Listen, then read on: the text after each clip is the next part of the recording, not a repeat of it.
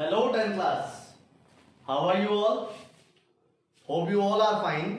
चलिए स्टार्ट करते हैं हमारा नेक्स्ट टॉपिक एक्सरसाइज 8.2। और लास्ट वीडियो में हमने सारे के सारे फॉर्मूलेज जो है वो कर लिए थे। उन फॉर्मूलाज को अगर किसी ने नहीं देखा है तो नीचे लिंक दिया हुआ है, वहां से आप उसको देख सकते हैं। चलिए देखिए बेटा, आज करते हैं कुछ पहले बेसिक डिस्कशन और फिर हमारा मोटो है exercise 8.2। Only 15 minute I will take of you. देखिए बेटा, पहले बात करता हूं मैं, ये जो फंक्शंस है वो थीटा की वैल्यू बढ़ने के साथ साथ इंक्रीज होते हैं या डिक्रीज होते हैं, ठीक है ना। पहले साइन को देखिए, जैसे जैसे थीटा की वैल्यू इंक्रीज हो रही है तो जो साइन थीटा है उसकी वैल्यू भी इंक्रीज हो रही है, यानी कि sine theta will increase when theta will increase. इसी तरह से जो cos थीटा है वो डिक्रीज होगा। cos theta is decrease when theta is increase. समझ आई बात? देखो यहां पे 1 से लेकर 0 तक जा रहा है तो मतलब डिक्रीज हो रहा है ना। ये tan की जो बात करूं तो जैसे जैसे थीटा बढ़ेगा tan थीटा की वैल्यू भी बढ़ेगी। ओके, cot थीटा जैसे जैसे थीटा इंक्रीज होगा cot थीटा डिक्रीज होगा। क्लियर? sec थीटा जैसे जैसे थीटा इंक्रीज होगा ये इंक्रीज होगा। और cosec थीटा जैसे जैसे थीटा इंक्रीज होगा वैसे वैसे cosec थीटा डिक्रीज होगा। ये तो रही बात इंक्रीमेंट और डिक्रीमेंट की। अब आ जाओ, कुछ बच्चे ऐसी गलती भी करते हैं, साइन ए प्लस बी अगर वहां पे लिखा हुआ है तो उसको लिख देंगे वो साइन ए प्लस साइन बी, जो कि बिल्कुल गलत है। ये बिल्कुल गलत है। और खास करके ये गलती वो बच्चे करते हैं जो टॉपर हैं क्लास के, ठीक है ना। देखो बेचारे जो जिसको कुछ आता ही नहीं है वो तो क्या गलती करेगा, है ना। ये गलती वो बच्चे करते हैं जो टॉपर है। ऐसा कभी नहीं होता बेटा, मैं आपको प्रूव करके दिखा सकता हूं। देखिए सपोज जैसे मैंने कहा कि साइन 60 डिग्री है हमारे पास, वैल्यू कितनी होती है √3/2। तो अगर मैं इसको ऐसे लिख दूं साइन 30 प्लस 30, ऐसे लिख दिया मैंने सपोज, ठीक है ना। तो साइन 30 प्लस 30 लिखेंगे तो मतलब आपके अकॉर्डिंग ऐसे लिखा जा सकता है साइन 30 प्लस साइन 30, है ना। फिर यहां पे 1/2 plus 1/2 that is equal to 1। अब बताओ इक्वल आ रहे हैं दोनों, तो इसका मतलब ये स्टेटमेंट बिल्कुल गलत है। दूसरी बात, कई बार ऐसा लिखा होता है sine 2 theta is equal to 2 sine theta, ये भी गलत है बिल्कुल। दोनों में फर्क है बेटा। इसका मतलब है पहले थीटा को 2 से मल्टीप्लाई करना है। सपोज 30 डिग्री होता तो मैं क्या करता, 30 यहां पुट करता, 30 2 60 और वैल्यू यहां पे पुट करता साइन 60 की, दैट इज √3/2। और इसके अकॉर्डिंग पहले साइन 30 की वैल्यू फाइंड करूंगा फिर उसको 2 से मल्टीप्लाई करूंगा। ये डिफरेंस है दोनों में। क्लियर? तो आप इन कुछ एरर्स का ध्यान रखना और कुछ स्टेटमेंट्स मैंने आपको बताई है कि किसकी वैल्यू इंक्रीज होती है किसकी डिक्रीज होती है, ध्यान रखिएगा इस चीज का। तो ये जो टेबल कैसे कंस्ट्रक्ट हुई है ये भी हमने लास्ट वीडियो में डिस्कस किया था, तो आप वहां से देख सकते हैं। चलिए स्टार्ट करते हैं हमारा क्वेश्चन।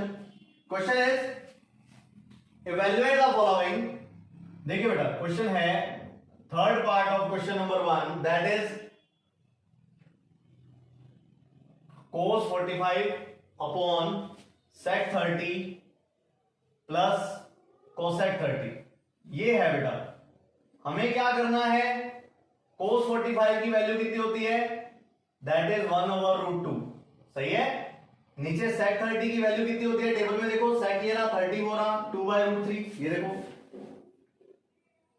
ये रही वैल्यू, तो आप यहां पे पुट कर सकते हैं 2/√3। इसी तरह से अगर मैं cosec 30 की बात करूं तो cosec 30 ये रहा बेटा, दिस इज 2, तो यहां पर वैल्यू आएगी 2।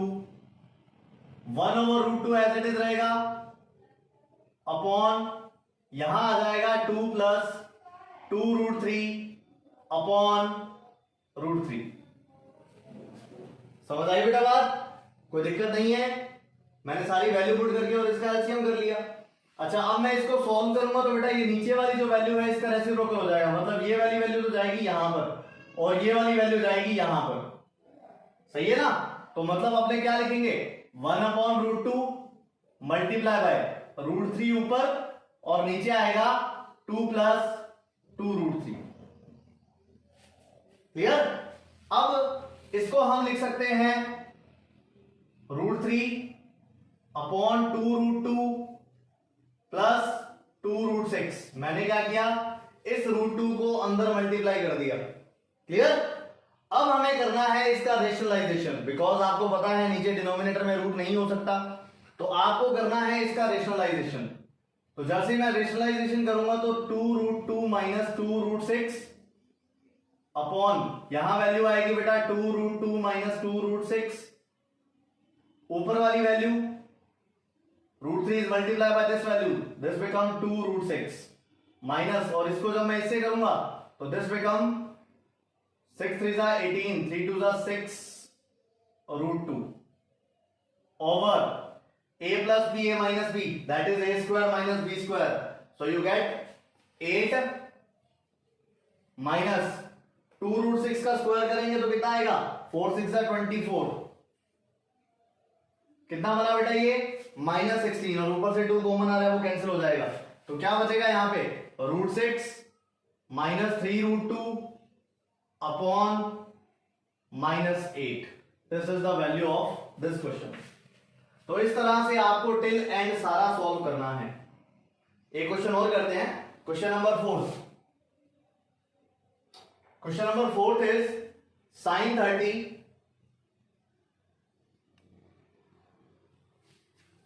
Plus tan 45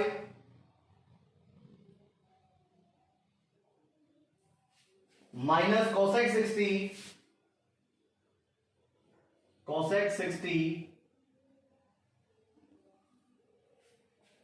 sec 30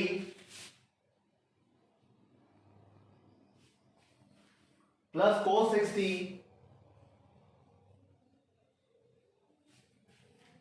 plus cot 45। ये लीजिए बेटा, ये है हमारे पास, ठीक है ना। तो आप क्या करोगे, वैल्यू पुट करो ओनली। sin 30 की वैल्यू कितनी होती है 1/2, देख सकते हो टेबल में। tan 45 is 1 minus cosec 60, cosec 60 देखिए वो रहा 2/√3। फिर इसके बाद नीचे वैल्यू पुट करो sec 30 की वैल्यू 2/√3। फिर again cos 60 will 1/2 plus cot 45 is 1। आया समझ?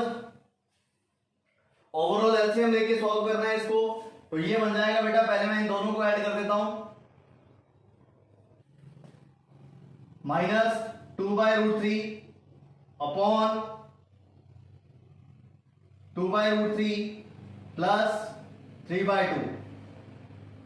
ये मैं इन दोनों को ऐड कर चुका हूं, इनको और इनको। अब आप यहां से जब एलसीएम करोगे तो this become 3√3 minus 4 over 4 plus 3√3। Again property same काम आनी है बेटा, रेशनलाइज करना पड़ेगा आपको, तो multiply by 4 minus 3√3 upon 4 minus 3√3। ऊपर बन जाएगा 4 3 जा 12√3। फिर इसको मैं इससे करूंगा, दिस बिकम 3 3 जा 9 3 जा 27। फिर अपने इसको इससे करेंगे -16, फिर मैं इसको इससे करूंगा प्लस 12√3, ठीक है। और नीचे आइडेंटिटी बनी रही है बेटा, a square minus b square, तो 16 माइनस 27। ओवरऑल वैल्यू क्या बन जाएगी, ये बनेगा -27 और -16, दिस बिकम -43 प्लस 24√3 और ओवर -11। ये बन जाएगा बेटा, समझ आई बात? दिक्कत तो नहीं है कोई? चलिए आगे। मोस्ट इंपोर्टेंट क्वेश्चन और आपके एग्जाम में आने के सबसे ज्यादा चांसेस है इस क्वेश्चन के। इस तरह का क्वेश्चन आपके एग्जाम में आ सकता है, तो देखिए बेटा किस तरह से करेंगे इस क्वेश्चन को। This is question number 3। बहुत ही इजी है। tan a plus b, value कितनी है tan a प्लस बी की, दैट इज √3। अब बेटा इस तरह के क्वेश्चन में करना क्या होता है, आपको ये देखना होता है कि ये जो √3 वैल्यू है ना वो किसकी है और किसकी टर्म्स में, tan की टर्म्स में। ये ध्यान रखना है, ऐसा ना हो कहीं पे आप √3 वैल्यू कोट की भी तो होती है, वो कोड वाली टर्म यहाँ पे पुट कर दो, ऐसा नहीं करना। वहां से टेबल में से √3 वैल्यू चेक करो, 1060 की वैल्यू है तो आप यहां पर लिखोगे इक्वल टू 1060, ठीक है। अब 10 इज कैंसिल फ्रॉम 10, a प्लस b की वैल्यू कितनी आ जाएगी 60 डिग्री। और ध्यान रखिएगा बेटा इसको कैंसिल मत कीजिएगा, सिर्फ एक याद रखने के लिए मैं बता रहा हूं कि 10 is cancel from 10, so a प्लस b is equal to you get 60, equation first. इसी तरह से सेकेंड इक्वेशन क्या है बेटा, 10a minus b, 10a minus b is equal to 1 upon √3। अब 1 अपॉन √3 वैल्यू होती है 1030 की, देख लीजिए आप टेबल में, ये रहा 1030, सही है ना। अब आप बताइए 10 से 10 फिर से कैंसिल, क्या इक्वेशन बनेगी, a minus b is equal to कितना 30 degree, this become equation second. अब आप सभी समझदार हो, कौन सा मेथड लगेगा बेटा, यहां पे दो वेरिएबल है तो मैं एलिमिनेशन अप्लाई कर देता हूं। According to elimination, equation first minus equation second, जैसे ही हम माइनस करेंगे तो ये बन जाएगा a plus b is equal to 60, इसमें से माइनस करनी है a minus b is equal to 30, करो बेटा माइनस, पॉजिटिव है तो नेगेटिव, नेगेटिव है तो पॉजिटिव, और ये पॉजिटिव है तो नेगेटिव, ये कैंसिल हो जाएगा, b plus b this is 2b, और यहां 60 में से 30 माइनस करूंगा तो 30 आएगा, समझ गए। तो b की वैल्यू आ जाएगी 15। एनी डाउट, क्लियर, चलिए आगे। अब हमें क्या करना है, ये b की वैल्यू किसी भी इक्वेशन में पुट कर दो, सपोज सेकंड में पुट कर देता हूं, तो फ्रॉम सेकंड में जैसे ही b की वैल्यू पुट करूंगा a minus 15 equal to 30 degree, तो यहां से a की वैल्यू हमारे पास आ जाएगी 45। क्लियर हुआ, कोई डाउट तो नहीं है। तो ये बेटा हमारे क्वेश्चन थे जो कि 8.2 में है योर एनसीईआरटी बुक। होप आपको इसमें कोई डाउट नहीं होगा किसी भी तरह का, ठीक है। So thank you very much for watching, अगर अच्छी लगे तो like share and subscribe, thank you very much.